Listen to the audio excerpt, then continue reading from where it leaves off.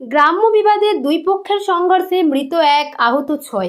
ঘটনাস্থলে পুলিশ, আটক 10 জন। মৃত ব্যক্তিকে বর্ধমান মেডিকেল কলেজ ও হাসপাতালে ময়নাতদন্তের জন্য পাঠায় পুলিশ। পূর্ব বর্ধমান জেলার খণ্ডঘোষ থানার অন্তর্গত সগড়াই গ্রাম পঞ্চায়েতের চিন্তামণিপুরের ঘটনা। মৃত ব্যক্তির নাম শীতল খাঁ, বয়স আনুমানিক 61 বছর। মৃত শীতল খাঁয়ের ছেলে অজয় খাঁ এবং ভাইপো সুশান্ত খাঁ বলেন, গ্রামের দোলকালী উপলক্ষে দোলকালী মায়ের পূজা এবং বিভিন্ন অনুষ্ঠান চলছিল গত 3 দিন ধরে। গতকাল রবিবার সন্ধ্যায় মায়ের মূর্তি বিসর্জনের অনুষ্ঠান শেষে মাইক বাজানোকে কেন্দ্র করে তর্ক বিতর্ক হয় গ্রামের মানুষের মধ্যে। আজ সোমবার সকালে হঠাৎ করেই মায়ের মন্দিরের চাবি দেয় শ্রীকান্ত খাঁ নামে গ্রামের এক ব্যক্তি। খবর পাওয়া মাত্রই আমার বাবা সহ আরও কয়েকজন মন্দির চত্বরে যান। মন্দির চত্বরে পৌঁছানোর পরই গ্রামের ব্যক্তি শ্রীকান্ত খাঁয়ের নেতৃত্বে ইট, মদের বোতল, লাঠি এবং ধারালো অস্ত্র দিয়ে অতর্কিত হামলা চালায় বাবা এবং আরও অন্যান্যদের ওপর। ইটের আঘাতে বাবা ছিটকে পড়েন মন্দির চত্বরে। কিছুক্ষণের মধ্যেই জ্ঞান হারান। বর্ধমান মেডিকেল কলেজ ও হাসপাতালে নিয়ে যাওয়ার পর কর্তব্যরত চিকিৎসকরা বাবাকে মৃত বলে ঘোষণা করেন। দুর্ঘটনার খবর পেয়ে দ্রুত পৌঁছে যান এসডিপিও সদর south Abhishek Mondal, CIC Tapan Kumar Basak, Khandaghosh OC Pankaj Naskar সহ বিশাল পুলিশ বাহিনী। আহত 6 জনকে চিকিৎসা করার জন্য স্থানীয় নার্সিংহোমে পাঠায় পুলিশ। সাথে দুর্ঘটনা ঘটানোর জন্য 10 জনকে আটক করেছে পুলিশ। এলাকায় শান্তির বাতাবরণ তৈরি করার জন্য সকাল থেকেই এসডিপিও, সিআইসি, ওসি সহ বিশাল পুলিশ বাহিনী গ্রামের বিভিন্ন জায়গায় মোতায়েন আছেন। খণ্ডঘোষ ব্লক সভাপতি অপার্থিব ইসলাম বলেন, এই দুর্ঘটনা কোনো রাজনৈতিক সংঘর্ষ নয়, এটি গ্রাম্য বিবাদ। যে কোনো দুর্ঘটনায় রাজনৈতিক সংঘর্ষ নয়।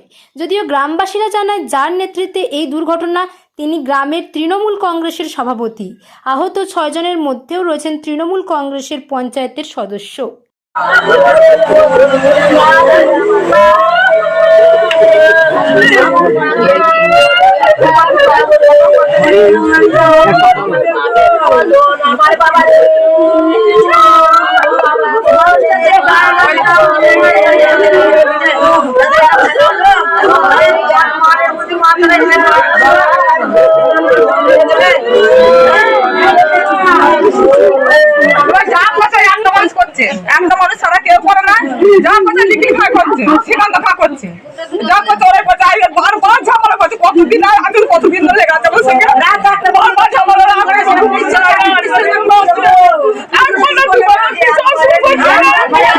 এই যে দুর্ঘটনা কি কেন্দ্র করে বা কি বলবেন? হ্যাঁ, গতকালে মানে ঠাকুর বিজয় হবে রাত্রিতে। সিভিল পুলিশ এলো, এসে বলে গেল যে 11টার মধ্যে ঠাকুর বিজয় করে দিতে হবে। সেই অনুমতি নিয়ে ঠাকুর বেরিয়ে গেল। বেরিয়ে যাওয়ার পরেতে ঠাকুর চারদিকে গ্রাম ঘুরলো।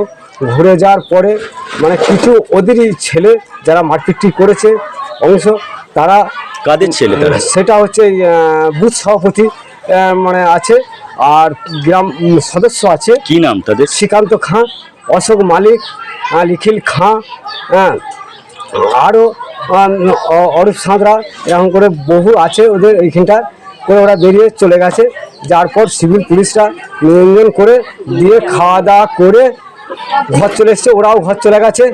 তার পরিপ্রেক্ষিতে ওরা কখন এসে ইট, বোতল, রিভলভার, বম নিয়ে এসে ঠাকুরতলায় জড়ো করে চাবি নিজস্ব নিয়ে এসে ঘরের চাবি দিয়ে ওইখানেতে দাঁড়িয়েছিল।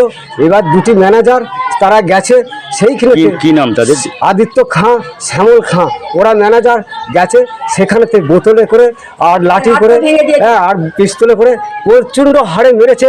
এবার তার সঙ্গে সঙ্গে আমাদের এইখানকার জনগণ মানে গ্রামের সদস্যরা তারা গেছে, তাদেরকে সেইখানেতে বেপরোয়াভাবে বোতল, রিভলভারটা টাঙ্গি তারপরে কি হলো দিয়ে একজনকে মেরে ফেললো। দিয়ে কিভাবে মারা গেলেন? ওটা বোতল ইট আর টাঙ্গি করে এইখানে ছুটাইছে, চুটিয়ে রিভলভারটা মানে নিয়ে চলে গেছে। দিয়ে বম।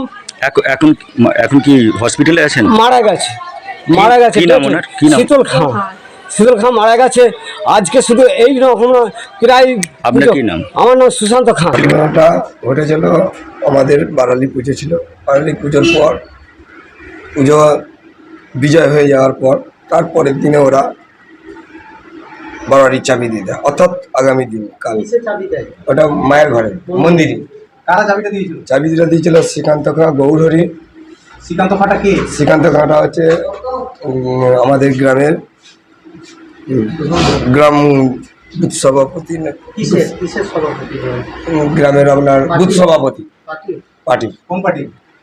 টিএমসি পার্টির। কেন তালা?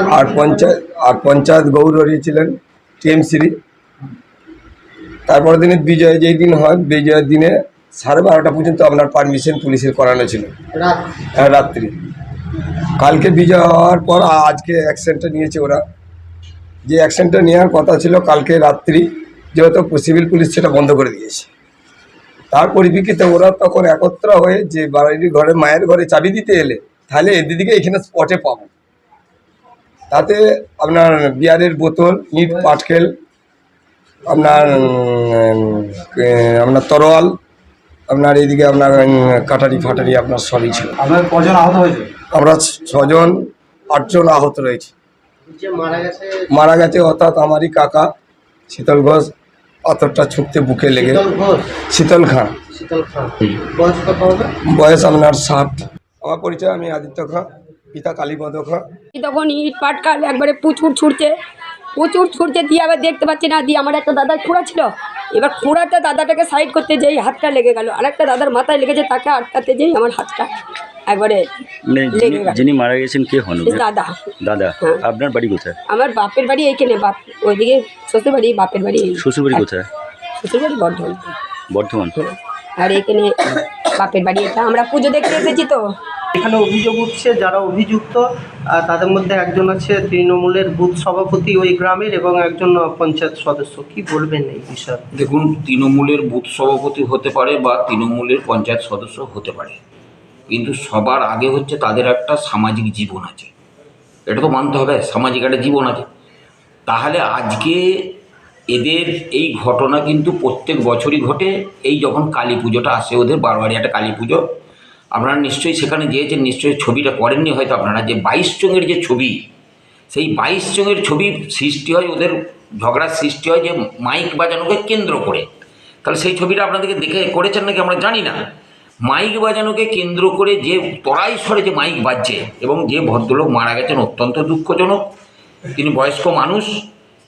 পিএম রিপোর্ট নিশ্চয়ই পরবর্তী ক্ষেত্রে পাবেন আপনারা।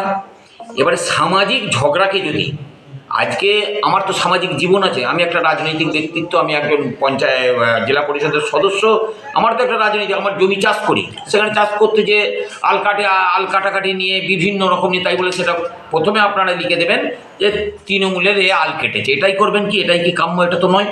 তাহলে সামাজিক মারামারি, এবং তাদের মধ্যে জ্ঞাতি গোষ্ঠীর মধ্যে হয়েছে, তাদের খাঁ গোষ্ঠী ভাই ভাইদের মধ্যে তাদের হয়েছে। তাহলে সেই সামাজিক জায়গাতে এখন সবাই তৃণমূল, কেউ যদি লাগিয়ে দেয়, কেউ যদি সে রং লাগায়, তাহলে তো আমাদের কিছু বলার নাই। আজকে এই জায়গায় এর আগেও দেখবেন, এর কদিন আগে একটা ঘটনা ঘটেছিল, ওদের একজন বড় রকম ইনজুরি হয়েছে, তার এফআইআর করা আছে 7/3/2025 ঘটনা ঘটেছে, যার আপনার এফআইআর নাম্বার হচ্ছে 67/200/2025। সেটা হচ্ছে 8 তারিখে এফআইআরটা হয়েছে, দেখবেন ওই ওদেরই ওইখানে। তাহলে সব সময় যদি নেশাগ্রস্ত অবস্থাতে এই ধরনের ঘটনা, আপনারা নিশ্চয়ই যে দেখেছেন যে কত মদের বোতল আর কত আপনার বিয়ারের বোতল পড়ে রয়েছে। এবং গতকাল যাত্রা হয়েছে, আজকেও যাত্রার দিন আছে, যে আজকে কালী পুজোকে কেন্দ্র করে যে উৎসব ওদের, সেই জায়গাতে নেশাগ্রস্ত অবস্থাতে কিছু ব্যক্তি বলেছে মাইক বাজাতেই হবে, কিছু ব্যক্তি বলেছে না, রাত অনেক হয়েছে, মাইক বাজানো যাবে না। এই মাইক বাজানোকে কেন্দ্র করে সেইটাকে যে আস্তে আস্তে আপনার এই জায়গায় দুর্ঘটনাটা ঘটেছে, অত্যন্ত দুঃখজনক দুর্ঘটনা, এটাই আমি বলতে চাই।